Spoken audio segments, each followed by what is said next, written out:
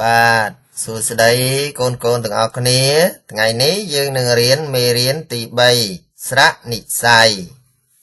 តោះយើងរៀនជាមួយគ្នាចាប់ផ្ដើមកូនកូនចាប់ផ្ដើមសូត្រជាមួយនឹងលោកគ្រូណាបាទតោះចាប់ផ្ដើម3 2 1ស្រៈអាស្រៈអេស្រៈអីស្រៈអឺស្រៈអើស្រៈអូស្រៈអូស្រៈអ៊ូស្រៈអើស្រៈអឺស្រៈអ៊ី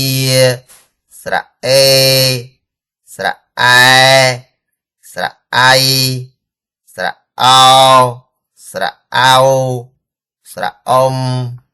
ស្រៈអំស្រៈអាំស្រៈអាស់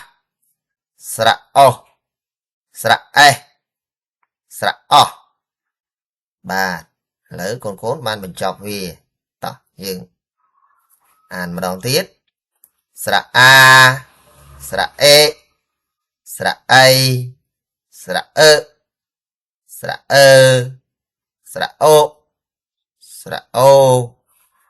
ស្រៈអ៊ូស្រៈអើស្រៈអឺស្រៈអ៊ីស្រៈអេស្រៈអែ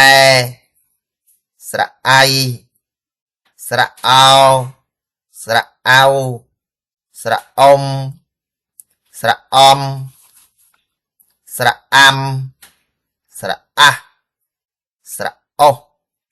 ស្រៈអេសស្រៈអោះបាទអស្ចារ្យមែនតែដៃឲ្យគ្នាតែដៃមួយណាបាទកូនពិតជាអានធ្វើបានល្អណាកូនពូកែមែនឆ្លាតក្លាហានពិតជាអស្ចារ្យណាស់ធ្វើបានយ៉ាងល្អថ្ងៃនេះបាទមេរៀននេះកូនធ្វើបានល្អណាស់កូនអាចអានបានកូនពិតជាពូកែណាស់មែនហើយកូនពូកែណាស់ឥឡូវយើងចាប់ផ្ដើមអានម្ដងទៀតណាកូនណាបាទឥឡូវយើងចាប់ផ្ដើមអានជាមួយគ្នាស្រៈអាស្រៈអេស្រៈអីស្រៈអឺស្រៈអឺស្រៈអូស្រៈអូស្រៈអ៊ូស្រៈអើស្រៈអឺស្រៈអ៊ីស្រៈអេស្រៈអែស្រៈអៃស្រៈអោស្រៈអៅស្រៈអ៊ំស្រៈអំស្រៈអាំស្រៈអាស់ស្រៈអោះស្រៈអេសស្រៈអោះបាទកូនបានបញ្ចប់វាហើយថ្ងៃនេះកូនពិតជាធ្វើបានល្អមែនទែនកូនអាចអាននៅស្រៈនិស្ស័យទាំង23តួបានដោយជោគជ័យបាទអានបានយ៉ាងពីរោះសំឡេងរបស់កូនច្បាស់មែនទែនបាទល្អណាស់កូនបានរៀននៅស្រៈនិស្ស័យបានដោយល្អណាកូនធ្វើបានកូនពិតជាអស្ចារ្យមែនទែនបាទឥឡូវលោកគ្រូដាក់សំណួរតើស្រៈទាំងអស់នេះមានប៉ុន្មានបាទស្រៈដែលកូនអានហ្នឹងមានប៉ុន្មានលោកគ្រូបាននិយាយអំបញ្ញមិញហើយថាស្រៈទាំងអស់មានប៉ុន្មានដូច្នេះកូនគិតទៅមើលថាស្រៈទាំងអស់មានប៉ុន្មានបាទកូនបានអានស្រៈនិស្ស័យនេះចេះចាំហើយនៅកូនអានដោយខ្លួនឯងបានទេបើមិនទាន់បានចាំទាំងអស់ទេកូនអាចសាកល្បងអានដោយមិនបាច់មើលតើកូនចាំបានប៉ុន្មានស្រៈបើកូនមិនទាន់ចាំទៀតកូនអាចមើលវាអានវារហូតដល់កូនចាំនោះកូននឹងអាចឆ្លើយបានថាកូនចាំហើយមែនហើយកូនអាចសរសេរ